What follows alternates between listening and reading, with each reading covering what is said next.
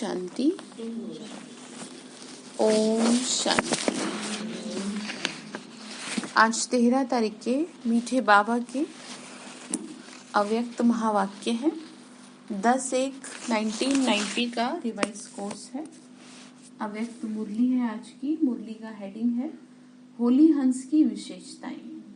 ठीक है, होली हंस समझते हैं, हम बच्चे हैं बाबा के होली हंस। ठीक है, आज सर्व बच्चों को विशेष आत्मा बनाने वाले बाप दादा हर एक होली हंस की विशेषता को देख रहे हैं। जैसे हंस की निर्णय शक्ति और परखने की शक्ति विशेष होती है, इसीलिए ग्रहण करने की शक्ति भी विशेष है। ठीक है, तो आपके अंदर भी विशेष शक्ति है जो मोती और कंकड़ दोनों को परखता है और फिर निर्णय करता है। समझ रहे? बाबा क्या कह रहे हैं, तुमको पता होना चाहिए कि क्या मोती और क्या कंकड़ है, तो तुम्हारे को उसी हिसाब से ग्रहण करना है ना। ऐसी थोड़ी टाइटल दे देंगे आपको। उसके बाद मोती ग्रहण करता है, कंकड़ पत्थर छोड़ देता है। तो परखना, निर्णय करना और ग्रहण करना अर्थात धारण करना, तीनों शक्तियों की विशेषता के कारण संगमयुगी सरस्वती माँ की सवारी हंस को दिखाया है। तो एक सरस्वती माँ का यादगार नहीं, लेकिन माँ समान बनने वाली ज्ञान वीणा वादिनी आप सभी हो। ठीक है, इस ज्ञान को धारण करने के लिए भी ये 3 विशेषताएं अति आवश्यक है। आप सभी ने ब्राह्मण जीवन धारण करते ही ज्ञान द्वारा, विवेक द्वारा परखने की शक्ति के आधार को पहचाना है। परखने की शक्ति को पहचान के आधार पर बाबा ने का पहचान लिया ना, अपने आप को पहचाना, समय को पहचाना और संभल गए। और अगर किसी चीज की पहचान ही ना हो तो फिर गलती करते रहते हैं ना। अपने ब्राह्मण परिवार को पहचाना, अपने श्रेष्ठ कर्तव्य को पहचाना, इसके बाद निर्णय किया, तभी तो ब्राह्मण जीवन धारण की। ठीक है, सबसे अच्छी बात यह है कि आपको ज्ञान मिल गया तो आप बच गए। ठीक है, नहीं तो जाने अनजाने में बहुत कुछ गलत होता रहता है। जैसे कि जो कल इंसिडेंट मैंने सुनाया था, वो उस आत्मा को भी रियलाइजेशन तभी हुआ जब वो ज्ञान में थी। आत्मा बिना ज्ञान के तो कुछ रियलाइजेशन है ही नहीं, और तड़पती रहती, दुखी होती रहती, कुछ समझ ही ना आता कि मेरे साथ हो क्या रहा है। ठीक है, तो बात समझ में आ गई। तो ज्ञान मिला तो हम क्या हो गए, बच गए, हर तरह से बच गए। हमें ये समझ में आ गया कि कहाँ हमारे को प्रॉब्लम हो रही है, किससे हमें प्रॉब्लम हो रही है, हमें क्या करना चाहिए।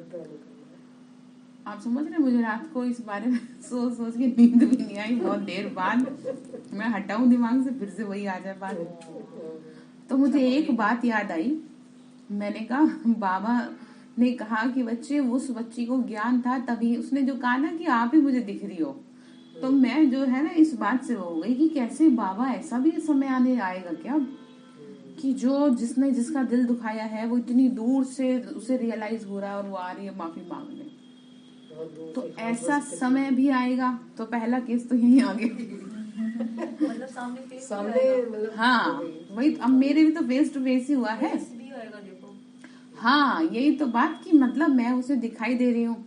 अच्छा, अच्छी बात ये है कि ज्ञान की वजह से समझ में आ गई बात, नहीं तो समझ में क्या आता। जैसे योग में कई बार हमें कोई दिखाई देता है तो हमें समझ में आता है कि कुछ ना कुछ हमारे को इससे माफी मांगनी है, कुछ करना। हाँ, योग में उसे तो उठते बैठते खाते पीते सोते सिर्फ मेरा ही चेहरा नजर आ रहा था। हाँ, कुछ गलत। इसके बारे में मैं बताऊंगी आपके ये भी नहीं, आप समझ रहे हैं, तो वो हिसाब तो आत्मा समझ रहे। तो अब मुझे अच्छी बात ये लगी जो मैं आपसे कह रही हूँ कि वो ये है कि शुक्र है उस आत्मा को ज्ञान है, और वो इस बात को क्या हो गई, समझ गई कि मैंने कुछ गलत किया है। अपने इस जन्म में पुण्य पाप कर्म तो काट ही लिए ना। हाँ, आपके साथ जो कुछ भी हुआ था, हाँ वही माफी मांग ली, माफी तो मांग। तो वही तो मतलब कितना, मतलब ज्ञान की वजह से बच गए। नहीं तो ना तो जिंदा सुखी, ना मर के सुखी। तो ईगो इतना होता कि माफी मांगने जाए।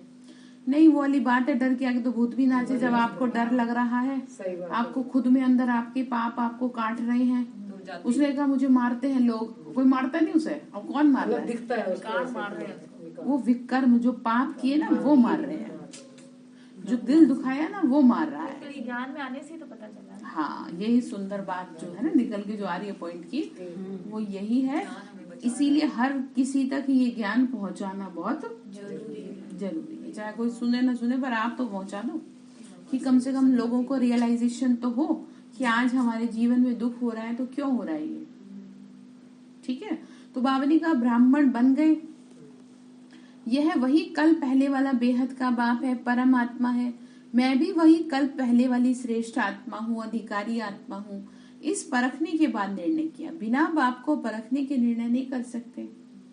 कई आत्माएं अभी तक भी संबंध संपर्क में हैं, बहुत अच्छा कहती रहती हैं, लेकिन परमात्मा पहचान व परखने की शक्ति ना होने के कारण निर्णय नहीं कर सकती कि क्या बनना है और क्या करना है। पहचान नहीं है ना, भगवान की पहचान नहीं है, इसीलिए ब्राह्मण जीवन धारण नहीं कर सकते। सहयोगी बनते हैं लेकिन सहज योगी जीवन नहीं बना सकते। भाई आप सहयोगी बन रहे हो, आप पहले अपना जीवन तो सहज योगी कर लो, क्योंकि पहचान तो कर लो। जैसे कहते हैं ना भाई हम सहयोगी बनना चाहते हैं तो क्या कहते हैं, पहले आप क्या करो, पहचान करो, परमात्मा की पहचान करो।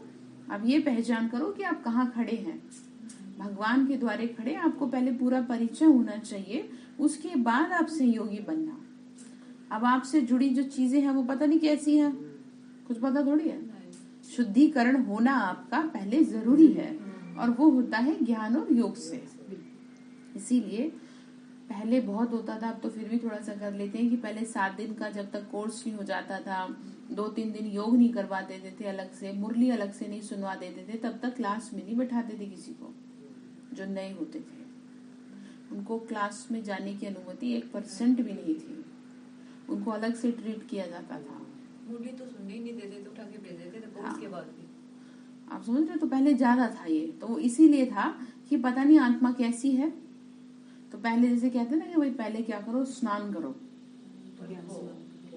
ठीक है, ज्ञान स्नान करो, फिर थोड़ा धूप बत्ती अगरबत्ती जलाओ, फिर थोड़ा सा गाने अच्छे बजाओ जो थोड़ा वातावरण क्या हो, ऐसे ही लोगों का शुद्धिकरण होता है, और वो शुद्धिकरण ऐसे ही होता है। इसीलिए कोर्स कराने वालों को लिए ये जरूरी है कि वो बहुत पावरफुल हो, कि जो आत्मा कैसी भी है उसकी किसी भी तरह से इफेक्ट आपके ऊपर ना पड़े।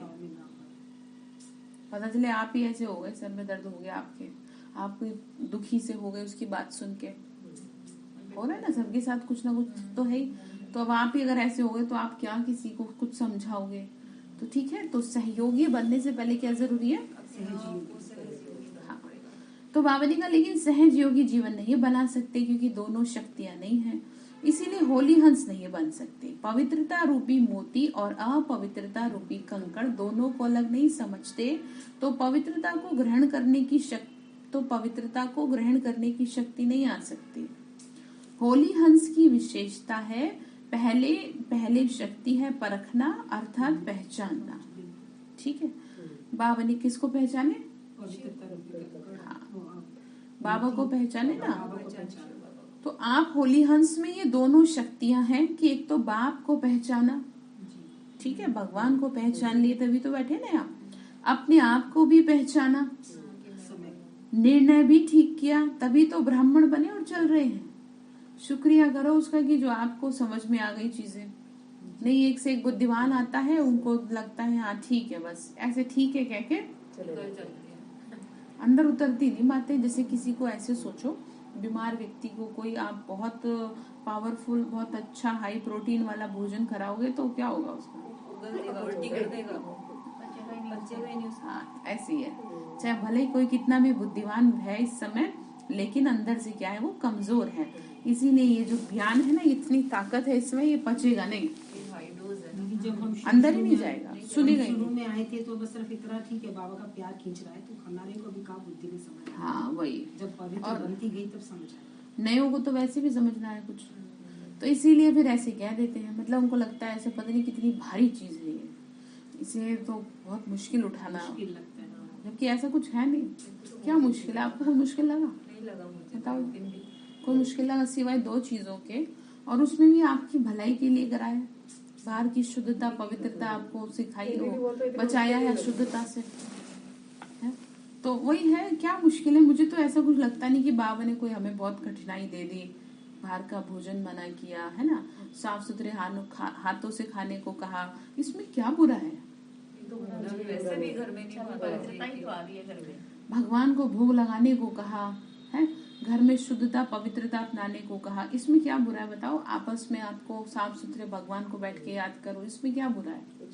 मंदिर में भी तो रोज भोग लगाते हैं। तो बाबा ने कहा कि बच्चे सहयोगी बनते हैं लेकिन सहज योगी नहीं बनते। अब सहज योगी बनना है तो बाद में क्या करें, फिर सहयोगी बने। बाबा ने कहा इस बात में तो बाबा ने कहा ब्राह्मण बने और चल रहे हैं, इस बात में तो सब पक्के हो, लेकिन जो सेवा करते हो और कर्म में आते हो, सारे दिन की दिनचर्या में जो कर्म करते हो, संबंध संपर्क में आते हो, उसमें सफलता पूर्वक हर कर्म व हर संपर्क वाली आत्मा के संबंध में आने से सदा सफलता रहे।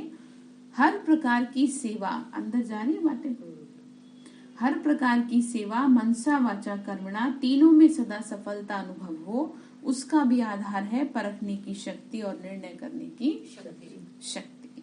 इसमें फुल पास हो। पूछ रहे हैं बाबा, परखने की शक्ति है, निर्णय करने की शक्ति, परख लेते हैं, पहचान लिया बाबा को, अब कहीं फंस तो नहीं जाएंगे बुद्धि है, पता चले कोई आपको कुछ कुछ बातें बना करके बोलने लगे। तो इसीलिए आपको समझ में आना चाहिए जो सत्य है वो हमेशा एक ही होता है, ठीक है। और सत्य की नाम कभी भी डूबती नहीं है, हिलेगी डुलेगी जरूर। संस्था की जब शुरुआत हुई तो कम परीक्षाएं नहीं आई, और ऐसा नहीं आज नहीं आ रही, अब तक भी आ रही है। जो समर्पित रूप से भाई बहन चल रहे हैं उनके साथ भी अब तक भी आ रही है, लेकिन उन्हें ये समझ में आ रहा है कि हमने राह कौन सी पकड़ी है, सत्य की, तो कभी डूबेगी नहीं, ठीक है। हाँ, झूठ की डेफिनेटली डूबेगी, ठीक है। तो दुनिया में क्या है, झूठ ही झूठ है, और क्या है बताओ, कहीं कुछ दिखता है अस्तित्व? तो बाबा फिर आगे बोल रहे हैं, सेवा की सफलता व संपर्क में सफलता सदा ना होने के कारण चेक करो तो कार्य को, व्यक्ति को, आत्मा को परखने की शक्ति में अंतर पड़ जाता है। जिस आत्मा को जिस समय विधि पूर्वक सहयोग चाहिए व शिक्षा चाहिए, स्नेह चाहिए, उस समय अगर परखने की शक्ति तीव्र है तो अवश्य संबंध में सफलता प्राप्त होगी। कितनी अंडरलाइन करने वाली बात है। आपको पता होना चाहिए कि सामने वाली आत्मा को क्या चाहिए इस समय, ठीक है। उसके लिए आपके अंदर परखने की शक्ति होगी, तभी तो आप उस आत्मा को सही तरीके से ट्रीट कर पाएंगे, शिक्षा दे पाएंगे, स्नेह दे पाएंगे। पता चले उसको तो भूख लगी और आप पानी पिला रहे हैं, इसका मतलब समझ गए? आत्मा तो है डिस्टर्ब और आप उसे दे रहे हैं 7 दिन का कोर्स, उसको सीधा पहले वाइब्रेशन दीजिए। सबसे पहला काम ये है। हम लोग जो कराते थे इभास में, वहाँ थोड़ी ये 7 दिन का कोर्स चलता था, सिर्फ 3-4 चैप्टर, वो भी अलग से ग्राफिक्स था, उसके अकॉर्डिंग चलते थे, ठीक है। तो सबसे पहले अपने सामने बिठा के उन्हें अच्छी वाइब्रेशन देते थे, फिर एक बेड होता था वहाँ पर लेटा करके उनको मेडिटेशन कराते थे, बिठा करके भी नहीं, लेटा करके, क्योंकि मेंटली डिस्टर्ब इतने होते हैं लोग वहाँ पर। तो स्पेशली विभास का तो मतलब आप समझ गए ना, कि वहाँ जब पूरी तरह से मनुष्य का मस्तिष्क काम करना बंद कर देता तभी दुनिया उधर की तरफ जाती है, जब उसका खुद पे कंट्रोल नहीं होता। तो बात आपको समझ में आ गई। तो परखने की शक्ति चाहिए। तो ऐसी आत्माओं को आपको जिनकी सेवा करनी है उसके लिए आपको पता होना चाहिए। तो उससे क्या होगा, बाबा ने कहा, तो अवश्य संबंध में सफलता प्राप्त होगी, ठीक है। और जैसे आपके घर में है ना, शांति की वाइब्रेशन चाहिए, है ना, और आप उन्हें कोई दूसरी शिक्षा दे रहे हो, आप उन्हें और पाठ पढ़ा रहे हो, ज्ञान दे रहे हो, आप समझ रहे हैं। सपोज आपकी युगल ही किसी बात से डिस्टर्ब है, आप उन्हें कह रहे हो नहीं सर बहुत अच्छा होगा, बहुत अच्छा होगा। अब आपके कहने से तो ठीक है, अच्छा होगा, लेकिन उस आत्मा को कैसे अच्छा होगा, उससे क्या चाहिए वो देखना, समझ गए। तो उसे क्या चाहिए, शांति चाहिए उससे। तो आपका सबसे पहला काम क्या है, चुप बैठ करके उसे बस कुछ मत बोलो। जब कोई आत्मा डिस्टर्ब होती है तो वो कुछ भी किसी से सुनना नहीं चाहती है, और जब मेंटली ज्यादा डिस्टर्ब होती है तो उसे लगता है बस मैं चुप बैठी रहूं, ना मेरे से कोई बोले ना मैं किसी से बोलूं। तो ऐसी आत्माओं की सेवा के लिए आपको सबसे पहले उनको शक्तिशाली वाइब्रेशन देने चाहिए। और इसमें भी कोई ज्यादा क्रिटिकल केस है तो अपने पुण्य को ट्रांसफर करना चाहिए, ठीक है। बाबा मेरे जो भी कुछ पुण्य है वो इस आत्मा को दे दीजिए और इस आत्मा को शांत कर दीजिए, ये ठीक हो जाए, इसकी समस्या क्या हो जाए, ठीक हो जाए। ठीक है। तो बात समझ गए। तो सफलता मिल जाएगी, फिर संबंध में सफलता अवश्य प्राप्त होगी। अच्छा, फिर क्या कह रहे हैं, लेकिन होता क्या है, जिस आत्मा को जो सहयोग व विधि चाहिए उस समय वो ना देकर के परखने के कारण अपने ढंग से उसको सहयोग देते व विधि अपनाते हो, इसीलिए संतुष्टता की सफलता नहीं होती। आ गई वही बात, आ गई ना पॉइंट की। इसीलिए वो आत्मा संतुष्ट होके नहीं जाती। इसीलिए जब भी कोई यहाँ आता है तो सबसे पहले उसकी बात सुनी जाती है, और अगर फिर भी ऐसा कोई लगता है कि भाई ठीक है, जो नहीं कुछ वो कर सकता, तो पहले सबसे पहले उसको क्या है, थोड़ा सा वाइब्रेशन दिए जाते हैं। आप समझ रहे हैं। तो जैसे शारीरिक बीमारी को परखने की डॉक्टर को विधि ना आए तो क्या होगा, मर जाएगा वो, तो अधमरा हो जाएगा मरीज। पता चले खांसी हो रही है और दवाई दूसरी मिल रही है ना, दवाई किसी और बीमारी की दे रखी है। तो बाबा ने कहा कैसे बात बनेगी बताओ। तो बाबा ने कहा तुम परख नहीं पाओगे अपने संबंध संपर्क वाली आत्माओं को, तो उनकी सेवा कैसे करोगे, तो कैसे चीजों को बेहतर करोगे। तो आने वाले समय में, तो अभी तो लोग फिर भी अपना दुखड़ा रो देते हैं, ध्यान से सुनेंगे मैं क्या कह रही हूँ। अभी तो लोग फिर भी आपसे कह देते हैं मुझे ये समस्या है, मुझे ये दिक्कत है। आने वाले समय में कोई नहीं कहेगा, सब डिप्रेशन में चले जाएंगे। डिप्रेशन वाले आदमी को आपने देखा, वो कुछ बोलता है, वो या तो सोता है या वो चुप रहता है, गुम रहता है, ठीक है। तो इसलिए बाबा कह रहे हैं अपनी परखने की शक्ति को बढ़ाओ और सामने वाली आत्मा को विधि पूर्वक जो चाहिए उसको वो देने की सेवा करो। डिप्रेशन वाली आत्मा को शांति के देने शक्ति, मैं तो बता रही हूँ आपको, जैसे पूछ रही कोई है नहीं शांत करना चाहिए। वो डिप्रेशन का तो कारण यही है कि वो थॉट्स स्टॉप नहीं हो रहे हैं, दिमाग अंदर से शांत नहीं हो रहा। मुंह पर से बंद कर लिया उसने, बोलना बंद कर दिया, आपसे किसी से भी नहीं बोलना, ना कोई एक्टिविटी करना, तो वो अंदर में दिमाग शांत नहीं है ना, तभी तो ये हो रहा है। तो शांति के वाइब्रेशन देके सबसे पहले उसका दिमाग शांत करना चाहिए, ठीक है। आने वाले समय में कोई आपसे कुछ नहीं कहेगा। आपके घर की ले लो, औरों को तो छोड़ो, घर में अभी भी बहुत लोग ऐसे हैं जो परेशान रहते हैं, खासकर जो जेंट्स होते हैं, भाई होते हैं, वो अपनी बात बोलते ही नहीं, वो अंदर डिप्रेस होते रहते हैं। तो आपको क्या करना है, आपका काम ये है, आप अपने चित्त को शांत रखें और अपने से अपने घर में जितने भी लोग हैं उन तक अपने वाइब्रेशन पहुंचाएं। जैसे हमारे वाइब्रेशन आप तक पहुंचते हैं ना, ऐसे आप भी अपने वाइब्रेशन अपने परिवार वालों तक पहुंचाएं, फिर धीरे धीरे इस ओरे को बढ़ाएं, ठीक है। तो बाबा ने कहा फिर सफलता मिलेगी। बाबा ने कहा फिर ढंग से तो करते नहीं। जैसे शारीरिक बीमारी को अगर डॉक्टर को ना आए परखनी, ठीक होने के बजाय एक से अनेक रोग पैदा हो जाते हैं, है ना। जैसे कि क्या है ना, किसी चीज की दवाई लेने गए और पता चला उस दवाई से वजन बढ़ गया, आजकल यही तो होता है, ये खाई तो इससे ये साइड इफेक्ट हो गया। तो यही बात बाबा कह रहे हैं कि तुम्हारे से ऐसा ना हो जाए, ठीक है। समझ में आ रही है आपको। तो बाबा ने कहा रोग ना बढ़ जाए, पता चले वो आत्मा और ही फ्रस्ट्रेट हो जाए। पहले वो इतनी परेशान नहीं थी, और जब आपसे मिली, आप उसे ज्ञान व्यान दिया इतना अच्छे से, वो और इरिटेट हो गए, रिएक्शन ही हो गया कि ये तो पता नहीं हमें सत्संग सुनाएंगे, हम नहीं जाएंगे, हम तो डिस्टर्ब हैं। क्योंकि एक बात आपको होता है, जब कोई अंदर से मन से टूटा हुआ होता है ना, तो उसके अंदर सोचने समझने की शक्ति नष्ट हो जाती है। उसे दोबारा से, जैसे कहते हैं ना, रिकवर करना पड़ेगा। उसको रिकवर करने के लिए आपको ना थोड़ी थोड़ी ताकत की डोज देनी पड़ेगी, थोड़ी थोड़ी, ठीक है। हाँ जी, मनसा से ज्यादा देनी पड़ेगी। क्या कह रहे बताओ। हाँ, शांति की वाइब्रेशन किसको, सभी को देनी है ना। डिप्रेशन तो मैंने एक एग्जांपल दिया है आपको, बाकी जो भी घर में आत्माएं हैं वो सारी ऐसी हो रही है ना, ना तो ढंग से बोलते हैं, ना ढंग से बात करते हैं, प्यार से हर जरा सी बात पे तुरंत एकदम ऐसे होते हैं, एकदम हो जाते हैं। हाँ, चाहे कुछ कहो ना कहो, तो वो ऐसे नहीं हो रहा, वो अंदर से आत्मा क्या है, बहुत ज्यादा वीक है। हाँ, तो आपका काम क्या है, वाइब्रेशन ठीक है, या परेशान हो जाना परेशान कि ऐसे क्यों कर रहे हैं। अब समझ आ गई तो परेशान नहीं होना, उनकी मदद ही आपकी करनी है। देखो सबकी अपनी अलग अलग चीजें हैं, नहीं वैसे बता रही हूँ, मदद नहीं ही वो तो करनी ठीक है। हाँ जी, परेशान तो नहीं हो जाते देख करके, आप बताओ। लेकिन वो वाइब्रेशन देनी भी नहीं आती है ठीक से। सिखाई तो मैंने कई बार सिखाया आपको वाइब्रेशन देना,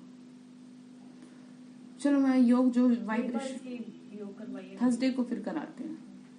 वैसे भी तो कराया आपने, भी तो कराया। मैंने जो वो तो बताया है, हाँ, ना, वो उसी तो तरीके है। से देना। अच्छा, हम दोनों को तो साथ बैठ के हाँ। गीता पढ़ते हैं। हाँ ठीक है, नहीं तो थर्सडे को फिर करा देंगे। तो ठीक है, तो आत्मा से परेशान होंगे या उसका इलाज करेंगे? बावनी का पेशेंट को संतुष्टता की सफलता नहीं मिलती, जिसको साधारण शब्दों में बाप दादा कहते हैं कि हर एक की नब्ज को पहचानो। ठीक है, तो आपको नब्ज देखने आनी चाहिए। कौन सी नब्ज? दिमाग की नब्ज। परखने की शक्ति क्या चाहिए। जैसे आते थे ना हॉस्पिटल में, तो हमें समझ में आ जाता था, चेहरा देख के समझ में आ जाता था जो आत्माएं आती थी कि भाई ये इस बात से परेशान है। वो बताती बाद में थी, पहले हम समझ जाते थे। तो वो बाबा की शक्ति है जो काम करती है अन्य आत्माओं पे। हाँ, परखने की शक्ति थी। और अभी भी समझ में आ ही जाता है भाई, जैसे होती है दिक्कत, ये जितना जिसका योग होगा ना उसको ऑटोमेटिकली पता चल जाए। ऐसा नहीं कोई हमें पता चल रही है, ये आप भी कर सकते हैं। आपकी बुद्धि जितना शांत रहेगी, आपको समझ में आ जाएगा कि मेरे घर में जो ये आत्मा है इसको किस बात से समस्या है। देखो, एक तो ऑप्शन ये है कि आप दिमाग को शांत रखो, दूसरा ऑप्शन ये है कि आप उसके चक्कर में दिमाग को खराब रखो। शांत रखना चाहिए। आप उसकी शक्ल देख देख करके बार बार पता नहीं क्या हुआ है, पता नहीं क्या हुआ है, उस चीज से छोड़ करके क्या करो, अपने आप को शांत रखो। तो आपको अपने आप समझ में आ जाएगा कि इनको क्या परेशानी है। ठीक है, जिसको साधारण शब्दों में बाबा कहते हैं नब्ज देखो। चलना और चलाना भी जरूरी है, तो क्या करना पड़ेगा? पहचानने अर्थात परखने की शक्ति को तीव्र करना। पॉइंट की बात मुरली किया जी है। ठीक है, शक्ति बढ़ती है। देखो, दुनिया में कोई भी आपके साथ किसी भी तरह से चीटिंग कर जाता है, उसका कारण यही है कि आपके अंदर परखने की शक्ति की कमी है। आपको उस पर काम करना चाहिए। जितना आपका दिमाग शांत रहेगा, जितना मन शांत रहेगा, जितनी आपके अंदर एकाग्रता होगी, आपको समझ में आ जाएगा कि सामने वाली आत्मा मुझसे चाहती क्या है। यही जो मेरे पास आ रही है ना, ये किस इंटेंशन से आ रही है। दुनिया में बहुत धोखाधड़ी हो जाती है ना कि आपको शक्ल से तो नहीं समझ में आता कि ये कैसे है, लेकिन पता चलता है वो तो बहुत चीटर निकले। तो अगर आपको समझ में नहीं आया तो इसका मतलब आपका मन साफ नहीं है। एकाग्र नहीं है। क्योंकि बाबा की टचिंग मिल जाती है। ठीक है, साफ तो अब आपके दिमाग में क्या गंदा होगा, लेकिन एकाग्र नहीं है, भटकी पड़ी है आपकी बुद्धि। और जिसका मन एकाग्र नहीं है वो हर पल धोखा खाएगा। ठीक है, तो परखने की शक्ति को बढ़ाने के लिए मन को एकाग्र करें और फिर देखें लोगों को कि आप खुद की चेकिंग खुद करो ना। आप देखो कि आप कितना ठीक कर पा रही हो उस काम को। कोई आत्मा को आपके पास आना था, अब आप समझ ही नहीं पा रही हो, वो आपको गोल गोल बातों में घुमा रही है आत्मा, लेकिन आपको समझ नहीं आ रहा कि ये क्या चाह रही है। तो इसका मतलब आपकी एकाग्रता की क्या है, कमी है। बहुत ध्यान से समझो, आप ना उस बात में ही गोल गोल घूम रहे हो। उससे बाहर निकल के अपने स्वरूप में टिक करके देखें, तब आपको अपने आप टचिंग आ जाएगी कि ये मेरे से आत्मा क्या चाहती है। जैसे कि आपने एग्जाम्पल बताया कि आत्मा परेशान रहती है। अब आपको नहीं समझ में आ रहा भाई क्या परेशानी, आप चाहती हो कि ये मुझे बताएं, तो ये गलत कर रहे हो आप। समझ रहे आप ये मत सोचो कि वो आपको बताएं।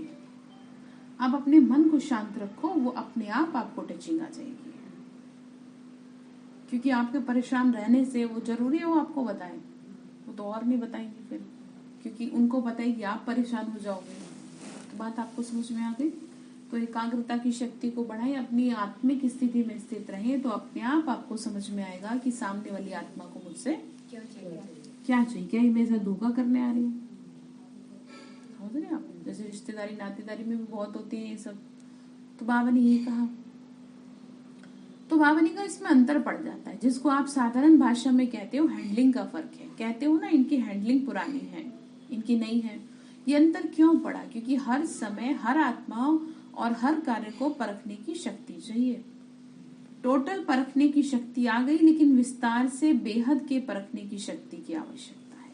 ठीक है, विस्तार से बेहद मतलब आपको समझ आना चाहिए। बेहद में 2-4 लोगों पे एक्सपेरिमेंट बाबत वगैरह बेहद का करो। आपको पता चलना चाहिए सृष्टि के कल्याण के लिए हमको क्या करना है। इस समय मेरे आसपास जो लोग रहते हैं, मेरे रिश्तेदारी नातेदारी में, इनके किस बात से परेशान है, मैं कौन सी शक्ति इन्हें दूं जो इनकी सबकी क्या है समस्याओं का समाधान हो जाए। ठीक है, भावनी का बेहद की चाहिए। उस समय आत्मा की शक्ति ग्रहण शक्ति कितनी है। देखो बाबा कितना हमें बड़ा टाइटल दे रहे हैं। आप एक आध लोगों को ही नहीं पहचान पा रहे तो लोगों को बेहद का कैसे करोगे फिर। तो इसके लिए आपको बाबा यही कह रहा है बच्चे, कितना आपको ध्यान रखने की जरूरत है। ग्रहण शक्ति कितनी है उस आत्मा की, वायुमंडल क्या है, और उस आत्मा की सुनने व शिक्षा लेने की मूड कैसी है। तो कितनी अच्छी बात है। आप ध्यान से समझे, आपके घर में सबके क्या है, सब आपस में क्रोध में बैठे हैं। अब आप किसी एक जने को शिक्षा देने चले हो तो वो आपकी बात सुनेगा ही नहीं, है ना। मूड भी नहीं देखे, मूड भी नहीं है उसका। ठीक है, तो जिस समय क्या है ना, जिस समय जरूरत हो उस समय उस हिसाब से आपको हाँ ठीक है। बाबा ने कहा मूड, उसका मूड नहीं है, होता है ना ऐसा कई बार। तो बाबा ये हम बच्चों को समझा रहे हैं। ठीक है, बाबा ने कहा बाबा ने कहा वायुमंडल क्या है, उसकी सुनने की व शिक्षा लेने की मूड है कि नहीं है। हमेशा तो आपकी कोई बात सुनने को राजी रहता नहीं होगा, कभी कभी मूड बनता है कि भाई चलो इनकी क्या करें, सुन ले क्या कहना चाह रहे हैं। हाँ, तो उसके लिए बाबा ने कहा आपको पता होना चाहिए। जैसे कोई कमजोर शरीर वाला हो और उसको ज्यादा से ज्यादा ताकत का इंजेक्शन दे देवे तो उसकी हालत क्या होगी। और ज्यादा खराब हो जाएगा। तो वो तो हार्ट फेल हो जाएगा ना, शांति में चला जाएगा।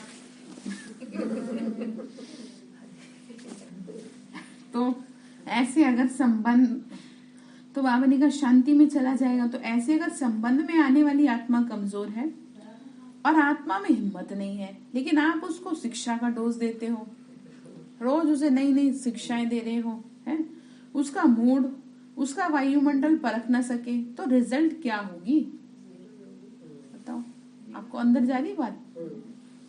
तो एक तो दिल शिकस्त हो जाएगा कि मेरे में पता नहीं कितनी कमी है जो ये रोज मुझे ये शिक्षा देती रहती है, मैं क्या इतनी बुरी हूँ या बुरा हूँ, कुछ भी सोच सकता कोई। ज्ञान नहीं है जो शिक्षा दे रही है। रोज ही हाँ, वही ना। बाबा ने क्या कहा कि रोज आप उसको शिक्षा का डोज दे रहे हो, ना तो उसका मूड है ना वायुमंडल ऐसा है। ठीक है, तो दिल शिकस्त हो जाएगा और शक्ति ना होने के कारण ग्रहण नहीं कर सकेगा। फिर वो खुद में ना गिल्टी फील करेगा, जिसे कहते हैं इन्फीरिटी कॉम्प्लेक्स, हीन भावना, कि मेरे से ये भी नहीं होता क्या, मैं इतनी बुरी हूँ, इस तरह का कुछ आ जाता है ना कईयों में। तो वो चीज तो आप बाबा ने कहा, तो आपसे जुड़ी हुई अगर कोई आत्मा ऐसी है तो आप उसे ऐसे समय पे ज्ञानादेश शिक्षा ना दे। ठीक है, वातावरण को अच्छा करें। मैंने आपको कितना सुंदर एक वातावरण उदाहरण, देख के शिक्षा देना चाहिए। हाँ मैं आपको एक उदाहरण बताई थी, बार बार बताती हूँ। जैसे कि सपोज आपको किसी आत्मा को सिखानी है, कोई चीज सिखानी है, ठीक है, तो पहले आप उसकी प्रशंसा करें, पहले आप उसे मोटिवेट करें कि बेटा आपने देखो बहुत समझदार हो, आप बहुत अच्छे से मैनेज कर लेती हो, लेकिन आप इस चीज को ऐसे कर लोगी तो क्या होगा और अच्छा हो जाएगा। तो ना तो उसे बुरा लगेगा और वो फिर उस काम पर करने के लिए थोड़ा सोचेगी, उसमें वो एनर्जी आ जाएगी ना। ठीक है, उसको लगेगा कि हाँ ठीक कह रही हैं आप, मैं करके तो देखूं। और अगर आप अब थोपोगे उसके ऊपर कि तुम्हें समझ नहीं आती इतनी सी बात, तुम इतनी बड़ी हो गई हो, तुम्हें इतनी समझ नहीं है, तो क्या होगा, ना तो वो उस बात को सीख पाएगी और हीन भावना आ जाएगी। जीवन में कभी भी सीख, हर कोई लड़ता नहीं है, कई लोग ना अंदर अंदर ले जाते हैं बातों को, आप समझ रहे हैं? लड़ने वाले तो होते हैं लेकिन हर कोई नहीं लड़ता। अब जैसे हम थोड़ी किसी से लड़े, अंदर में अंदर ये सोच लेते हैं सोचने वाले कि अच्छा बताओ हम इतने बुरे हैं क्या, तो फिर ये क्या होगी, डिससर्विस होगी। किसी को आपकी वजह से हीन भावना आ रही है, ये तो बुरी बात है ना। तो कैसे शिक्षा देंगे, समझ में आ गई बात। पहले उसको ऊंचा उठाएं, पहले उसकी प्रशंसा करें, फिर उसको वो बात समझाएं। 101% रिजल्ट निकलेगा। अपनी बड़े होने की एक मतलब कहते हैं ना, एक अपना उस पर वो ना करें कि नहीं तुम्हें ऐसे ही करना चाहिए, मैं कह रही हूँ तुम्हें समझ नहीं आ रही बात, ठीक है। मतलब इस तरीके से तो बिल्कुल भी नहीं कहना चाहिए डांट। हाँ, तो बाबा ने कहा कि बच्चे तो दिल शिकस्त हो जाएंगे और ही जिद को सिद्ध करने में उछलेगा। आपने तो अच्छी भावना से किया, लेकिन सफलता ना मिलने के कारण परखने और निर्णय करने की शक्ति कम है, ठीक है। तो बाबा ने कहा इसीलिए सफलता पूर्वक बनने में परसेंटेज हो जाती है, तो सारे दिन में कर्म और संबंध में परखने की शक्ति आवश्यक हुई ना। इसीलिए शिक्षा भल दो, लेकिन सब बातों को परख कर फिर कदम उठाओ। आ गई ना मेरी बात। वातावरण देखो, मूड देखो और उस आत्मा को देखो, ठीक है। कि क्या इसके अंदर वो शिक्षा लेने की, ग्रहण करने की, शिक्षा ग्रहण करने की शक्ति है कि नहीं है। ठीक है, तो इसीलिए शिक्षा भल दो लेकिन परख कर। ऐसे ही सेवा के क्षेत्र में भी अगर आत्माओं की आवश्यकता और इच्छा परखने के बिना कितना भी अच्छा ज्ञान दे दो, कितनी भी मेहनत कर लो, तो सफलता नहीं मिलेगी। वही बात आ गई जो मैंने आपसे स्टार्टिंग में कही। अच्छा अच्छा कहना तो एक रीति रस्म सा हो गई है। सब ये कहते रहेंगे क्या अच्छा है, क्योंकि आप कोई बुरी बात तो कहते नहीं हो। बात तो ये है असली, आप कोई बुरी बात तो कहते नहीं हो, लेकिन जो सफलता का लक्ष्य रखते हो उसमें समीप अनुभव करो, उसके लिए परखने की शक्ति जरूरी है। जैसे कोई मुक्ति का इच्छुक है, जैसे कोई आत्मा आई है और मुक्ति का इच्छुक है, और आप उसको जीवन मुक्ति की बात कर रहे हो। हाँ, तो जीवन मुक्ति और मुक्ति दोनों भी दे दो, लेकिन वह रुचि नहीं रखेगा। बाबा ने कहा उसे वो समझ ही नहीं आएगी। पानी के प्यासे को 36 प्रकार का भोजन दो, लेकिन वो संतुष्ट पानी की बूंद से ही होगा, ना कि भोजन से। ठीक है, जैसे कल उस आत्मा को मैंने कहा कि अरे आप पानी तो पी लो, सुबह से आई हुई हो। कह रही आपसे बात करना ही मेरे लिए तो पानी है, आपसे बात करना ही मेरे लिए तो उस चीज से मिल रही है कि मुझे क्षमा कर दें। हाँ, तो वही बात बाबा आज मुरली में कह रहे हैं। समझते कि पानी मैटर नहीं करता, मैटर प्यास करती है। ठीक है, वो प्यास भूख की है, वो भूख लगी है या पानी चाहिए, क्या चाहिए वो आप समझो। आत्मा को किस चीज की जरूरत है। बाबा ने कहा लेकिन वो संतुष्ट पानी की बूंद से ही होगा, ना कि भोजन से। दो मुक्ति के इच्छुक को परखकर अगर आप उसको मुक्ति के बारे में स्पष्टीकरण देंगे तो उसकी इच्छा बढ़ेगी और जीवन मुक्ति में परिवर्तन भी हो जाएंगे। मतलब पहले आप उसे उसके बारे में तो बताओ, जो बात पूछी है उसे बताओ। जैसे किसी ने कहा मुझे बहुत टेंशन हो रही है, तो बहुत ज्यादा टेंशन हो रही है, तो सिर्फ और सिर्फ एक ही ऑप्शन है, ओम का उच्चारण कराओ और मेडिटेशन करवाओ। बाद में उसे कुछ ABCD सिखाओ ज्ञान की। मेडिटेशन भी कौन सा, जो पहले स्टार्टिंग में करवाया जाता है, जिसमें ज्ञान का कोई वो नहीं है, पर्पस नहीं है। मतलब शरीर से श्वास खींचने का, थोड़ा थोड़ा बॉडी को रिलैक्स करें, है ना।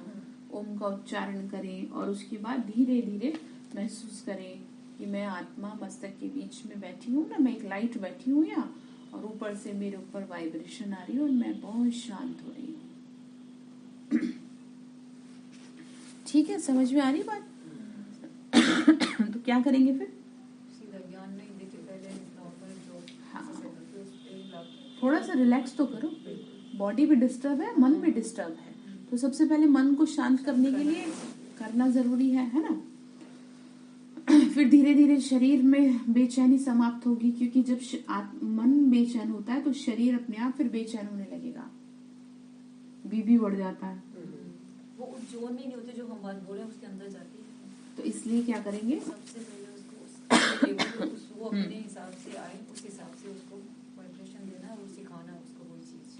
हाँ, तो बाबा ने कहा कि उसकी इच्छा फिर बढ़ेगी। किसी को धारणा की बातें सुनना अच्छा लगता है तो वो सुनाओ उसको। आप कल्प 5000 वर्ष का व गीता का भगवान कौन है ये बताना शुरू कर दो तो और इंटरेस्ट खत्म हो जाएगा। इसीलिए सेवा में भी आत्मा की स्थिति व उसकी आस्था क्या है उसको परखना जरूरी है। कोई शिव का भक्त है तो उसको पहले शिव की महिमा सुनाओ। ठीक है, जब होली में आती थी ना 5000 वर्ष में, हाँ समझ नहीं आता, नहीं समझ में आता था कुछ नहीं। हाँ, तो बाबा क्या कह रहे, तो सेवा में सफलता का आधार क्या है? परखना। आपको अपने जीवन में भी तो परखने की शक्ति की जरूरत है, बहुत ज्यादा जरूरत है। सबसे पहले तो अपने जीवन में ही। तो सेवा में सब तो कब धारण करोगे, कब जगाओगे उसे? दीदी होने तो लगी थोड़ी। हाँ, तो सेवा में सफलता का आधार किस शक्ति पर हुआ? परखने की शक्ति चाहिए।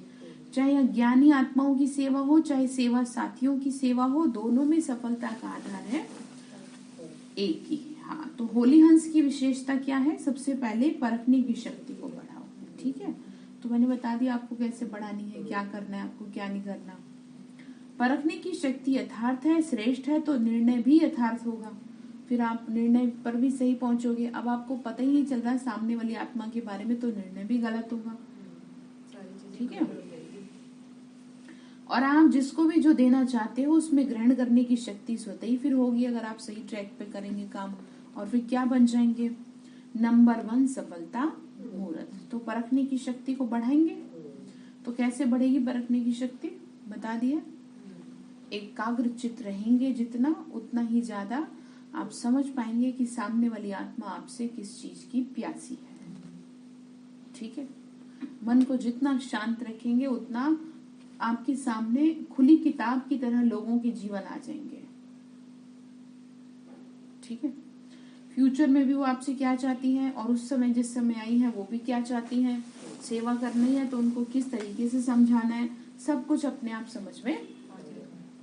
ठीक है।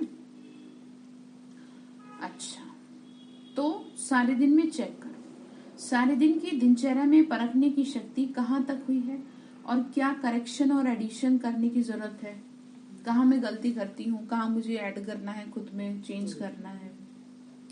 करने के बाद करेक्शन अपने आप होती है, क्योंकि दिव्य बुद्धि का वरदान सबको मिला हुआ है। ठीक है, बात समझ में आ रही है? क्या कह रहे बताओ? परमेश्वर शक्ति का वरदान सभी को मिला हुआ है। हाँ, दिव्य बुद्धि का। ठीक है।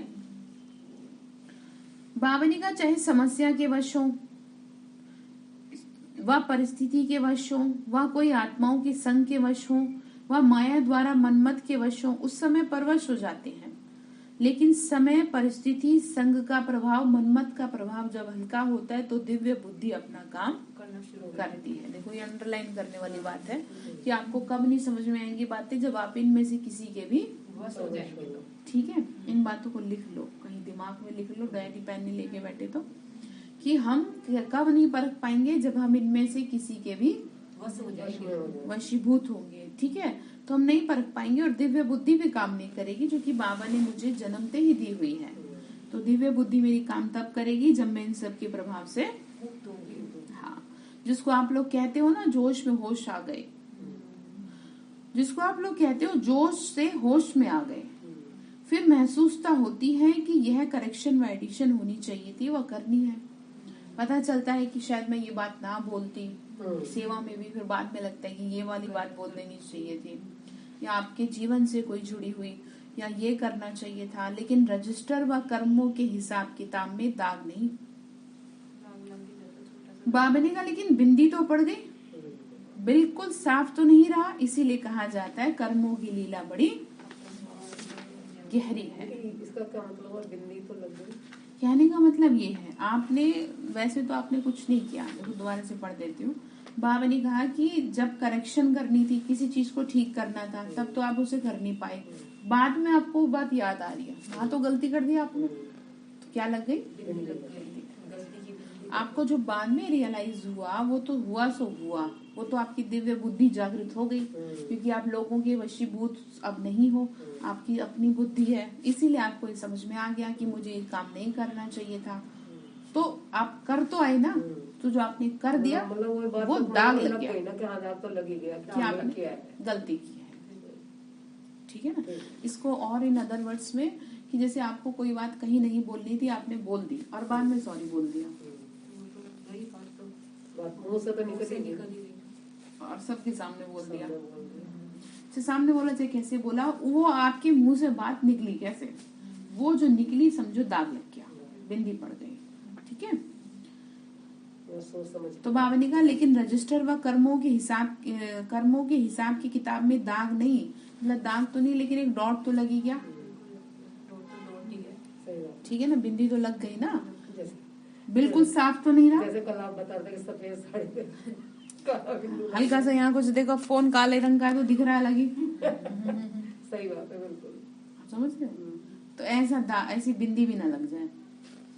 तो बाबा ने कहा साफ कर्मों की लीला है ये, जैसे मैंने कल आपको बता दी, कर्मों की लीला।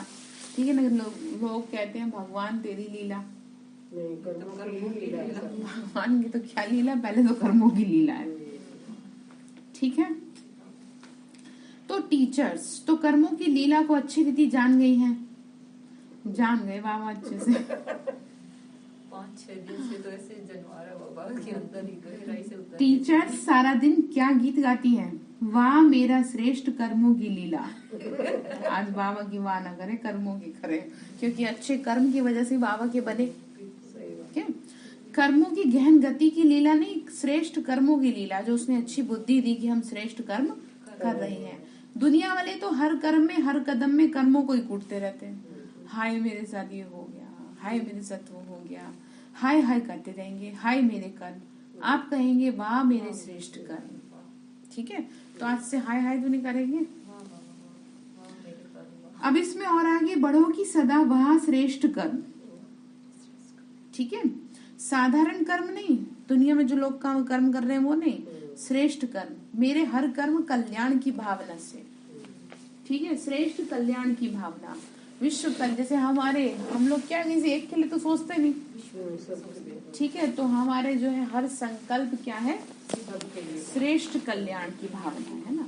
श्रेष्ठ कर्म जिसे कहा विश्व कल्याण की भावना है, साधारण कर्म नहीं है। साधारण इसको ऐसे समझो जैसे हम स्वार्थी नहीं है, हमारे लिए सब बराबर है, चाहे कोई टाटा बिरला हो, चाहे कोई गरीब आदमी हो, भगवान के लिए सब बराबर है, वो सब के प्रति समभाव रखते हैं। तो बाबा ने कहा तुम्हारा श्रेष्ठ कर्म होना चाहिए, साधारण ना हो। जैसे दुनिया में लोग कह देते हैं ना कि क्या करें, हम जैसे दुनिया में है वैसे ही तो रहेंगे हम भी, जैसे को तैसा। आपको कभी सिखाया ऐसे? नहीं ना। तो बाबा थोड़ी सिखाता मैं जैसे को तैसा। बाबा ने कहा नहीं, तुम ऐसे नहीं हो, जो जैसा है वो वैसा है। तो आपने जो ये सोच लिया ना कि मैं ऐसा नहीं हूं, तो आपका श्रेष्ठ कर्म में काउंट होगा।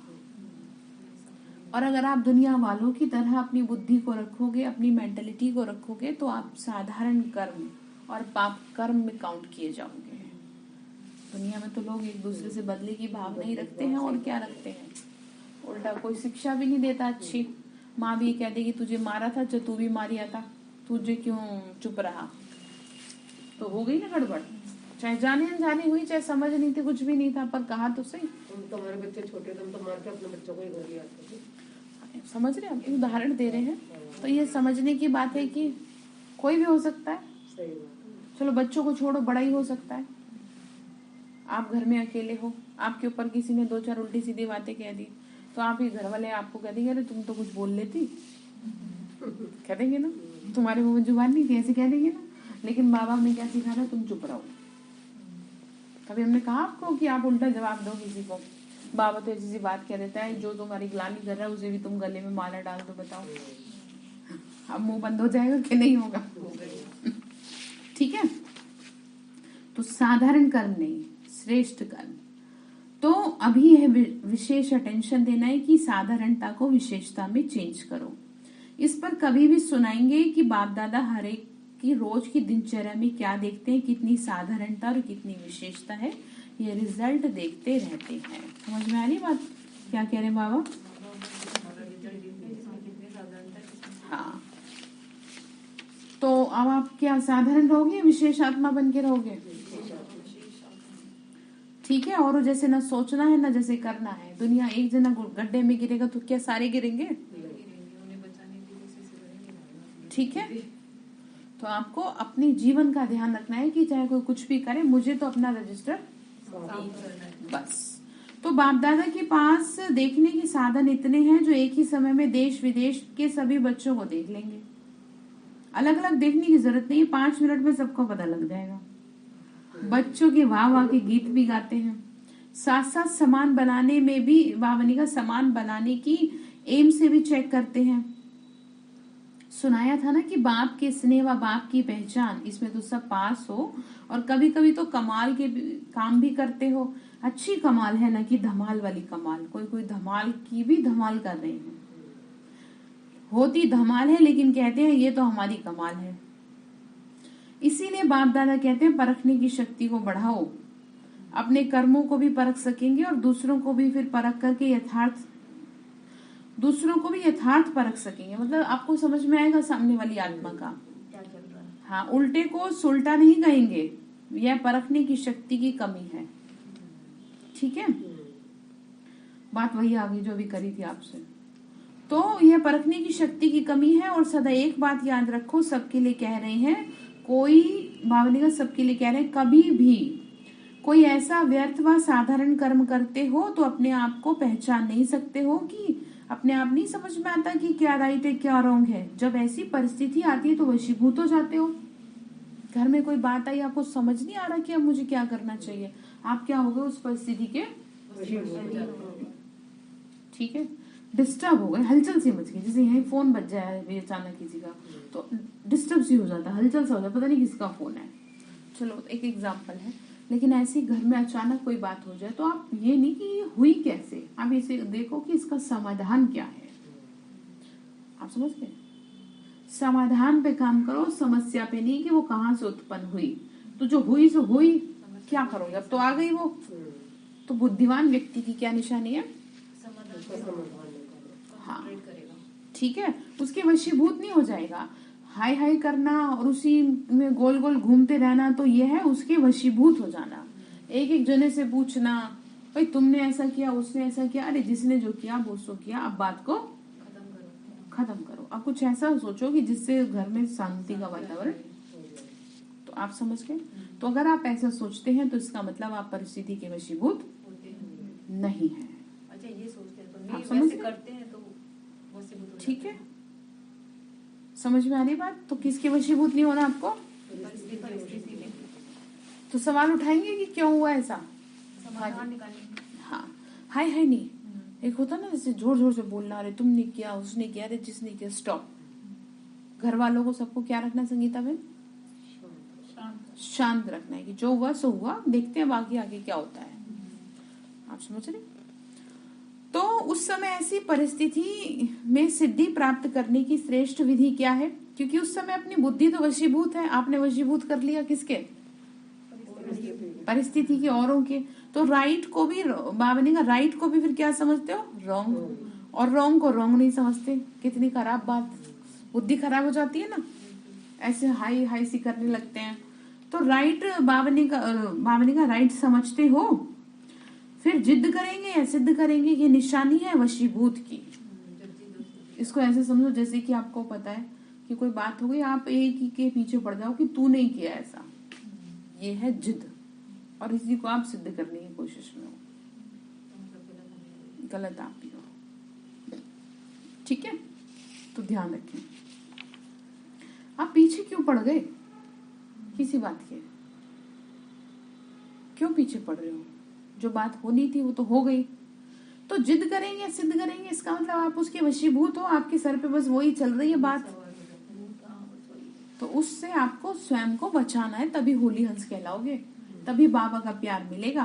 बाबा ने कहा ये निशानी है वशीभूत की। ऐसे समय पर सदैव एक बाप दादा की श्रेष्ठ मत का याद रखो कि जिन्हों को बाप ने निमित्त बनाया, वह निमित्त आत्माएं जो डायरेक्शन देती है उसको महत्व देना चाहिए। बात समझ में आ गई? कभी समझ में नहीं आती तो निमित्त। हाँ, ठीक है, जो रेस्पॉन्सिबल टीचर बहन है उससे सलाह लेकर के फिर जैसे वो कहे वैसे करना चाहिए, क्योंकि आपकी बुद्धि तो काम कर नहीं रही, क्योंकि आप किसके वशीभूत हो गए? हाँ, उस समय ये नहीं सोचो कि निमित्त बने हुए शायद कोई के कहने से कह रही हैं, इसमें धोखा खा लेते हो। निमित्त बनी हुई श्रेष्ठ आत्माओं द्वारा जो शिक्षा व डायरेक्शन मिलते हैं उसको उस समय महत्व देने से अगर कोई बुरी बात भी होगी तो आप जिम्मेदार नहीं हो। जैसे ब्रह्मा बाप के लिए सदा कहते हैं ना कि अगर ब्रह्मा द्वारा कोई गलती हुई तो गलती के बदले भी उसको सही कर देंगे। ठीक है, हाँ, कुछ भी बात होगी आपके प्रति वो सही हो जाएगी। वैसे तो ऐसा होता नहीं है कि गलत हो, आज तक ऐसा हुआ नहीं है, लेकिन फिर भी बाबा बता रहे हैं जो आपको ठीक नहीं लगता। जैसे सोचते हैं ना कि पता नहीं है किसी ने कह तो नहीं दी हमारी घर की बात, ऐसे क्यों कह रही हैं, ये हमें क्यों बोल रही हैं, बहुत सारे दिमाग में बातें चलने लगती हैं। बाबा ने कहा जो आपको ठीक नहीं लगता लेकिन आप उसमें जिम्मेदार नहीं हो। जैसे आपको ये लगा कि भाई ये जो कह रही है पता नहीं ये ठीक भी कह रही है या नहीं कह रही है, तो बाबा क्या कह रहे हैं कि बच्चे आप जिम्मेदार नहीं हो। कौन जिम्मेदार है? हाँ, आपका पाप नहीं बनेगा, आपका काम ठीक हो जाएगा क्योंकि बाप बैठा है। ठीक है, जैसे आपको ये बात यहाँ बताते हो तो किसको बताइए आप? बस बाप पाप को बदल देगा क्योंकि आपने भगवान के आगे समर्पित कर दिया। ये बड़ा गुप्त रहस्य है, गुप्त मशीनरी है। इसीलिए निमित्त बनी हुई श्रेष्ठ आत्माओं के श्रेष्ठ डायरेक्शन को महत्व से कार्य में लगाओ। ठीक है, वो जैसे कह देती है वैसे उस बात को महत्व दो। इसमें आपका फायदा है, नुकसान भी बदले फायदे में हो जाएगा। ये बाप की गारंटी है, समझा? कितनी बड़ी जिम्मेदारी ले ली है, बाबा कितनी बड़ी गारंटी भी दे रहे हैं। ठीक है, समझा? इसीलिए सुनाया कि कर्मों की लीला बड़ी विचित्र है। बाप जिम्मेदार है, जिनको निमित्त बनाया उनका जिम्मेदार भी बाप है। पाप को बदलने का भी जिम्मेदार है, क्योंकि आप बैठे हैं ना रिस्पॉन्सिबल जिसको, क्योंकि हमारा तो कुछ है ही नहीं। हमारा तो उठना सोना खाना पीना सब बाबा की वो भी सेवा में इंक्लूड होगा, क्योंकि हमारा जीवन सेवा में है। तो बाबा ने कहा फिर उस पे क्या पाप। ठीक है, तो ऐसे ही निमित्त नहीं बनाया, बाबा कह रहे हैं सोच समझ के ड्रामा के लाभ मुजीब निमित्त बनाया गया है। टीचर्स को अच्छा लगता है, इसमें फायदा है, बोझ हल्का हो गया। कोई भी बात आएगी तो कहेंगे निमित्त बने हुए बड़े जाने, हल्के हो गए। लेकिन सिर्फ कहने मात्र नहीं, समझने मात्र, स्नेह मात्र, स्वमान मात्र हो। इन गहरे राज को, बातों को बाप जाने और जो समझदार बच्चे हैं वो जाने, और न जाने। तो बात आपको क्या समझ में आई, बताओ जी। हाँ जी बताओ। बाबा ने कहा जैसे कोई भी बात आती है तो हमें नहीं समझ में आती है, हमें बड़ी गलत से सोच के उसको करना चाहिए। अब उसको यदि गलत भी होगी तो उसका पाप हमें नहीं लगेगा। हाँ। उसका सारा बोझ बाबा अपने पे लेके उसको जो गलत है उसको भी सही करते हैं। ठीक है, तो किस बात की टेंशन मेरा आपको? टेंशन नहीं है, बाबा ने हल्का कर दिया बिल्कुल। कोई भी कार्य करते हो, कोई भी कार्य करो तो कभी भी कोई हलचल के वातावरण के प्रभाव में नहीं आओ। ठीक है, बाबा ने कहा बाप दादा का ये यति स्नेह सभी बच्चों से है। ऐसे नहीं कि निमित्त बने हुए से प्यार है, दूसरों से नहीं। ये भी प्यार के कारण ही तो डायरेक्शन दे रहे हैं। प्यार नहीं होता तो कहते हैं जैसे चल रहे चलते रहो। तो आपकी प्रॉब्लम का सॉल्यूशन निकाल रहे हैं, सुन रहे हैं। जब इतनी हिम्मत रखी है और ब्राह्मण जीवन में चल रहे हो, उड़ रहे हो, तो इतनी छोटी सी कमजोरी भी क्यों? तो इतनी बाबा ने कहा उड़ रहे हो तो छोटी सी कमजोरी भी क्यों रह जाए, ये भी तो प्यार है। प्यार वाले की कमी कभी देखी नहीं जाती, ये प्यार की निशानी है। जिससे दिल का सच्चा प्यार होता है उसकी कमी को हमेशा अपनी कमी समझते हैं। तो बाबा ने क्या कहा कि बच्चे मैं तुमसे बहुत प्यार करता हूँ और मैं तुम्हारी समस्या का समाधान निकालता हूँ। मैं बैठा हूँ, तुम फिक्र कोई कहेगा आपको ऐसे? बताओ फिर क्या कहा? अपना बाबा ने कहा हलचल के वातावरण के प्रभाव में नहीं आओ, अपना प्रभाव डालो तो आपके प्रभाव में आ जाएंगे। और दिल से यही निकलेगा कि सफलता हमारा जन्म सिद्ध अधिकार है। हिम्मत का बहुत महत्व है, कभी किसी बात में घबराओ नहीं। हजार भुजाओं वाला, बाबा ने कहा हजार भुजाओं वाले आप भी हो। बाबा तो है ही, बाबा ने कहा तुम भी हो। बाप की हजार भुजाएं आपकी भी तो हुई। ठीक है, हाँ, तो आपको किस बात की फिक्र? तो घबराने कोई बात है? अच्छा, चारों ओर के सदा परखने की शक्ति की विशेष आत्माओं को सदा हर कर्म और संबंध में श्रेष्ठ सफलता प्राप्त करने वाली सफलता मूर्त आत्माओं को सदा हिम्मत और शुभ भावना शुभकामना द्वारा परिवर्तन करने वाली शक्तिशाली आत्माओं को सदा वहां मेरे श्रेष्ठ कर्म के खुशी के गीत गाने वाले बच्चों को बाप दादा का याद प्यार और नमस्ते। रूहानी हम बच्चों की रूहानी माता पिता बाप दादा को नमस्ते नमस्ते बाबा, नमस्ते, शुक्रिया बाबा, शुक्रिया। वरदान दिया बाबा ने, शांति की शक्ति से संस्कार मिलन द्वारा सर्व कार्य सफल करने वाले सदा निर्विघ्न भव। कौन सी शक्ति? शांति। क्या हो जाएगा उससे? सफल हो जाएगा। हाँ, संस्कार मिलन होगा। सदा निर्विघ्न वही रह सकता है जो सी फादर फॉलो फादर करे। सी फादर सी ब्रदर करने से हलचल होती है। बाबा ने कहा किसको देखना है? बाबा को। सी सिस्टर सी ब्रदर नहीं, मतलब भाई बहनों को नहीं देखना। किसको देखना है? इसीलिए आप बाप को फॉलो करो और बाप समान संस्कार बनाओ तो संस्कार मिलन की रास होगी और सदा निर्विघ्न बन जाएंगे।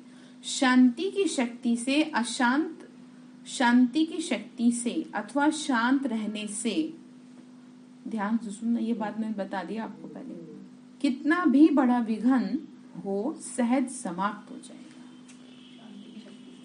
और सदा सर्व कार्य स्वतः ही संपन्न। तो कौन सी शक्ति? तो स्लोगन है, त्रिकालदर्शी वह है जो किसी भी बात को एक काल की दृष्टि से नहीं देखते, हर बात में कल्याण समझते हैं। ठीक है, तीनों कालों तीनों लोगों का आपको ज्ञान मिला है और आपके लिए तो चाहे पास्ट प्रेजेंट फ्यूचर हो सब अच्छा ही। ठीक है, तो क्या कहा? तीनों तरह से कल्याण की दृष्टि। तो बात ध्यान रखेंगे आप, बाबा ने हम बच्चों को समझाई। तो आज के लिए आपका होमवर्क क्या है? आपको बार बार देखना है कि मेरे साथ तो हर बात में कल्याण समाया हुआ है। ठीक है, चाहे परिस्थिति कितनी भी खराब है, मेरे साथ तो कल्याण ही कल्याण है, क्योंकि मैं विश्व कल्याणकारी आत्मा हूँ। अच्छा, ओम शांति।